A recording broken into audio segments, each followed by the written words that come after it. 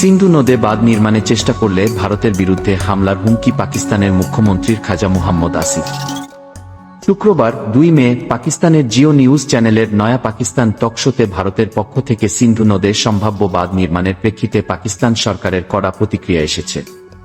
পাকিস্তানের সিন্ধু প্রদেশের মুখ্যমন্ত্রী খাজা মুহাম্মদ আসিফ আজ এক বিবৃতিতে জানান, পানির প্রবাহ থামানো এক ধরনের আগ্রাসন, যার জবাব পাকিস্তান দিতে প্রস্তুত। শুধু গোলাবারুদের মাধ্যমে নয়, নানাভাবে আগ্রাসন চালানো সম্ভব। পানি বন্ধ করে দেওয়া বা প্রবাহ পরিবর্তন করাও একটি ভয়াবহ আগ্রাসন। এতে লক্ষাধিক মানুষ খাদ্য ও পানির সংকটে পড়বে এবং মৃত্যু অবধারিত হয়ে উঠবে। খাজা আসিফ স্পষ্ট করে বলেন, ভারত যদি সিন্ধু নদে কোনো ধরনের বাঁধ বা স্থাপনা নির্মাণ শুরু করে যার ফলে পানির প্রবাহ ক্ষতিগ্রস্ত হয়, তাহলে আমরা অবশ্যই প্রতিক্রিয়া দেখাব।